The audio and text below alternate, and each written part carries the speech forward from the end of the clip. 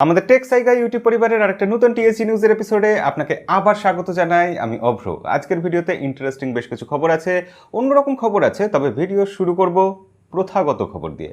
স্যামসাংয়ের ফ্ল্যাগশিপ খুব শিগগিরই আসছে, জি ফোল্ড 3 আর জি ফ্লিপ 3। এই জি ফ্লিপ 3 ফোনটা গিগবেঞ্চে লিস্টেড হয়েছে। এখান থেকে আমরা জানতে পারছি এখানে 8GB র্যাম থাকবে এবং থাকবে কোয়ালকম স্ন্যাপড্রাগন 888 প্রসেসর। জি ফ্লিপ 3 এই ফোনটাতে দুটো সিম থাকবে, একটা এমনি ফিজিক্যাল সিম আর একটা সিম থাকবে ই সিম। ই সিমের ব্যাপারটা কারা কারা বোঝেন কারা বোঝেন না অবশ্যই কমেন্টে লিখে জানাবেন।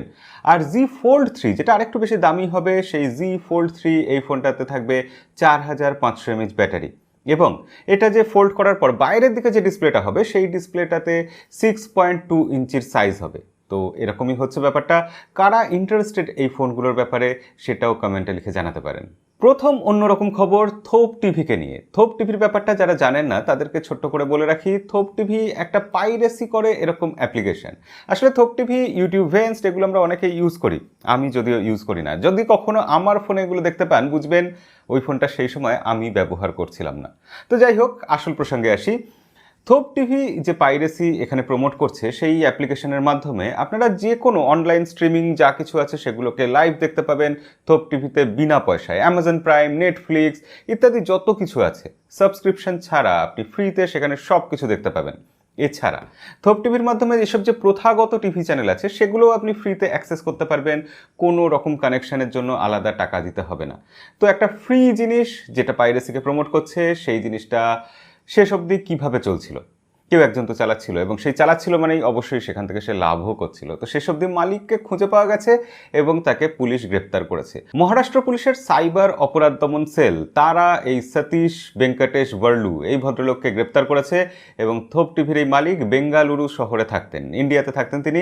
এবং তিনি ইতিমধ্যেই এই যে ফ্রি ইন্টারনেট ব্যাপারটা প্রমোট করার নাম করে বহু টাকা অলরেডি ইনকাম করে ফেলেছেন। তবে হ্যাঁ, থোপ টিভির মতো অ্যাপ্লিকেশন অনেকেই ইউজ করতো, অনেকের খুব কাজে লাগতো এবং এই সতীশ ভেঙ্কটেশ ভার্লু এই ভদ্রলোকের নিজস্ব টেলিগ্রাম চ্যানেলও ছিল।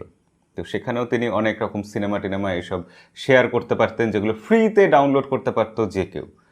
তো ফ্রিতে আর পাওয়া যাবে না, এই ব্যাপারে কতজন দুঃখ পেলেন সেটা কমেন্টে লিখে জানাবেন। দ্বিতীয় অন্যরকম খবর, শাওমি কোম্পানি চায়নাতে একটা নতুন ফ্যাক্টরি চালু করতে চলেছে যার নাম ব্ল্যাক লাইট ফ্যাক্টরি। এবং এটার বিশেষত্ব কি? বিশেষত্ব এটাই যে এই ফ্যাক্টরিতে কোনো মানুষ কাজ করবে না। এটা সম্পূর্ণ স্বয়ংক্রিয় ফ্যাক্টরি হবে যেখানে রোবটরা কাজ করবে এবং সেই ফ্যাক্টরিতে বিশাল মাত্রায় প্রোডাকশন হবে।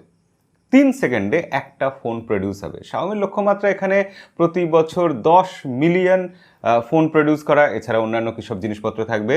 তবে রোবট দ্বারা চালিত ফ্যাক্টরি শাওমির তরফ থেকে এই ব্যাপারটা কোথাও গিয়ে একটু ভয় জাগায় মনের মধ্যে। কারণ আগামী দিনে এরকম রোবট দ্বারা চালিত যদি ফ্যাক্টরি চারিদিকে সব ইন্ডাস্ট্রিতে চলে আসে, মানুষের চাকরি বাকরির কী হবে, রোজগারের কী হবে? ফোন তো তৈরি হবে কিন্তু কিনবে কে? যারা কিনবে তারা কাজ না করলে টাকা পাবে কোথা থেকে? তৃতীয় অন্যরকম খবর, আর ইভিল বলে যে হ্যাকারদের গ্রুপটা আছে সেই গ্রুপটা রাশিয়া থেকে অপারেট করে। মোটামুটি গোটা বিশ্বের লোক তাদের নামটাম জানে, কারণ তারা ইতিমধ্যে 800 থেকে 1500, হ্যাঁ এতগুলো বিজনেস, মাল্টিন্যাশনাল বিজনেস কোম্পানি যেসব আছে সেই কোম্পানিগুলোকে অ্যাটাক করেছে এবং তাদের থেকে মুক্তিপণ আদায় করেছে। মুক্তিপণ কীভাবে আদায় করে?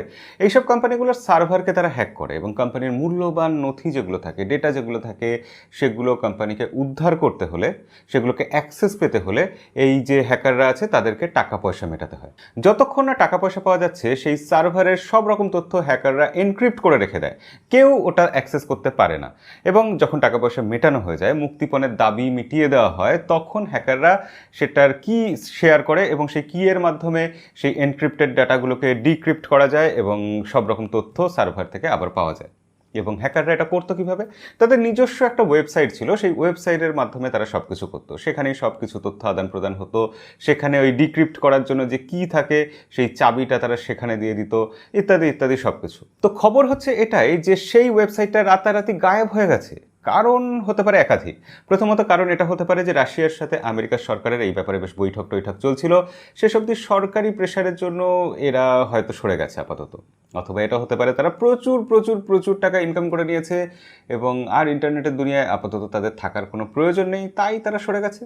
আর থার্ড কারণ যেটা হতে পারে যে হ্যাকাররা মাঝে মধ্যে নিজেদের ঠিকানা বদলে ফেলে, যেরকম যে কোনো অপরাধীরা নিজেদের ঠিকানা বদলে ফেলে। তাই তারা আজকে এই ওয়েবসাইটটা সরিয়ে দিয়েছে ঠিকই, এমনও হতে পারে তারা আগামীকাল আবার নতুন ওয়েবসাইট নিয়ে এসে হাজির হলো, আবার নতুন কোনো বড় কোম্পানিকে আক্রমণ করলো, আবার মুক্তিপণ দাবি করলো। আজকে বাংলাদেশের জন্য স্পেশাল খবর এটাই যে বাংলাদেশে রিয়েলমির যে ফ্যাক্টরি আছে সেখানে এতদিন তাদের বিভিন্ন ফোন অ্যাসেম্বল করা হতো। সাধারণত যে কোনো দেশে চায়না থেকে পার্টসগুলো নিয়ে আসা হয় এবং অ্যাসেম্বল করা হয়, কিন্তু রিয়েলমি বলছে তাদের রিয়েলমি C21 এই মোবাইলটা বাংলাদেশে মেড ইন বাংলাদেশ, অর্থাৎ অ্যাসেম্বল করা হয়নি, যন্ত্রাংশই তৈরি করা হয়েছে বাংলাদেশে এবং বাংলাদেশে বসেই সেটাকে অ্যাসেম্বল করা হয়েছে।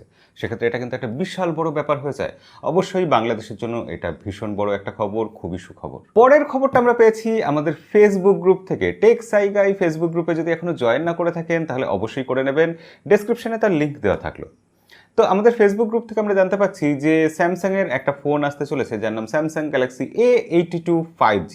অবশ্যই স্যামসাংয়ের ফ্ল্যাগশিপ লেভেলের ফোন হবে, তবে কিছুটা সস্তা দাম হবে অবশ্যই। A80 ফোনটা মনে আছে, যে ফোনটাতে সেই রোটেটিং ফ্লিপ ক্যামেরা ছিল, অদ্ভুত দেখতে সেই ফোনটা, তার সাকসেসর এটা হচ্ছে 82, মাঝখানে 81 গায়েব। এই ফোনটাতে নাকি স্যামসাং গ্যালাক্সি S20 প্লাসের মতোই সব কিছু স্পেসিফিকেশনস থাকবে, যদিও এর যে আলট্রাসোনিক ফিঙ্গারপ্রিন্ট স্ক্যানারটা থাকবে সেটা S21 আলট্রার মতো থাকবে। এছাড়া ব্যাকসাইডে ক্যামেরা সেটআপে সামান্য পরিবর্তন থাকবে। এখানে থাকবে 64 মেগাপিক্সেল প্রাইমারি ক্যামেরা, 16 মেগাপিক্সেলের আলট্রা ওয়াইড অ্যাঙ্গেল লেন্স। আর বাদবাকি কী ক্যামেরা থাকবে সেগুলো নিয়ে এখনও সেরকম কোনো খবর নেই। তো স্যামসাং গ্যালাক্সি A82 এই ফোনটা খুব শিগগিরই আসতে পারে, এরকম একটা খবর আছে। আজকের শেষ দুটো খবর শাওমিকে নিয়ে এবং খুব ইন্টারেস্টিং দুটো খবর। প্রথম খবর, পোকো F3 GT, পোকোর যে গেমিং এডিশন হবে সেই গেমিং ফোনটা খুব শিগগিরই ইন্ডিয়াতে লঞ্চ হচ্ছে, আপনারা জানেন। এবং সেটা আসলে কিছুই না, রেডমি K40 গেমিং এডিশন, তার একটা রিব্র্যান্ডেড ভার্সন। তো সেই ফোনটাতে কি থাকছে, এমনিতে গেমিং ট্রিগার আলাদা করে থাকছে সেটা তো আমরা সবাই জানি, কিন্তু পোকোর তরফ থেকে জানানো হচ্ছে এখানে সামান্য কিছু চেঞ্জও থাকবে। প্রথমত এর ডিসপ্লে যেটা হচ্ছে সেটা হচ্ছে 120 হার্টজের অ্যামোলেড ডিসপ্লে, যেখানে ডিসি ডিমিং টেকনোলজি আছে, অবশ্যই এটা ভালো জিনিস। এছাড়াও এই ফোনটাতে রয়েছে 10 বিট কালারের ব্যাপারটা। এই 10 বিট কালার, এই ব্যাপারটা কারা বোঝেন না, যারা বোঝেন না তারা কি আদৌ জানতে চান এবং এটা কি সত্যিই কোনো কাজের জিনিস? অবশ্যই যদি বলেন আপনারা, এটা নিয়ে ভিডিও বানানো যাবে। তো 10 বিট কালার নিয়ে এই ফোনটা আসছে খুব শিগগিরই। তবে এই ফোনটার দাম কত হতে পারে? দাম জানা যাচ্ছে এই ফোনটার নাকি 30,000 ইন্ডিয়ান রুপি হতে পারে। সেক্ষেত্রে বাংলাদেশে এটা অফিসিয়ালি যদি লঞ্চ করে, আমার ধারণা এটা 40,000 টাকার কাছাকাছি দাম হবে। তো সেক্ষেত্রে এই দামে এই ফোনটা কতটা জাস্টিফাইড, দেখা যাক, ফোনটা আসুক। আজকে শেষ খবরে বলবো রেডমি 10 আর রেডমি 10 পাওয়ার, এই দুটো ফোন খুব শিগগিরই আসছে। আমি কিন্তু নোট 10 এর কথা বলছি না, এটা খেয়াল করুন। শাওমির ফোন, রেডমির ফোন মানেই এই কনফিউশনগুলো হয়। এর আগে আমরা দেখেছিলাম কম দামে রেডমি 9 ফোন ছিল, কালারফুল ফোন ছিল, অরেঞ্জ কালার ছিল, ব্লু কালার ছিল, কম দামি ফোন ছিল, সম্ভবত 13 মেগাপিক্সেল প্রাইমারি ক্যামেরা ছিল। তো তার সাকসেসর রেডমি 10 যেটা আসবে সেখানে নাকি ব্যাক সাইডে 50 মেগাপিক্সেল ক্যামেরা থাকবে, এটা একটা বিশাল বড় জাম্প। এছাড়া একটা 8 মেগাপিক্সেলের আলট্রা ওয়াইড অ্যাঙ্গেল লেন্স আর 2 মেগাপিক্সেলের একটা ডেপথ সেন্সার বা অকারণ ক্যামেরা থাকবে। তো এই নিয়ে রেডমি 10 সিরিজ আসছে এবং রেডমি 10 সিরিজ কিন্তু দাম সবসময় কম হয়। ইন্ডিয়াতে 10,000 এবং বাংলাদেশে 20,000-এর নিচে এর প্রাইস হয়। এবার আমার ধারণা এর দাম একটু হলেও বাড়তে পারে, ইন্ডিয়াতে 12,000, বাংলাদেশে ওই 20,000-এর ঘরেই থাকবে। দেখা যাক, শাওমি ফোন আনবে মানেই তাকে নিয়ে স্পেশাল কিছু আলোচনা হবেই এবং সেটা বিশেষ কিছু নিয়েই আসবে। আর আজকের ভিডিও যদি আপনার বিশেষ লেগে থাকে অবশ্যই লাইক করবেন, সাবস্ক্রাইব করবেন। দেখা হবে আগামীকাল একটা স্পেশাল ভিডিও আসছে আমাদের চ্যানেলে। তো আজকের মতো বিদায়।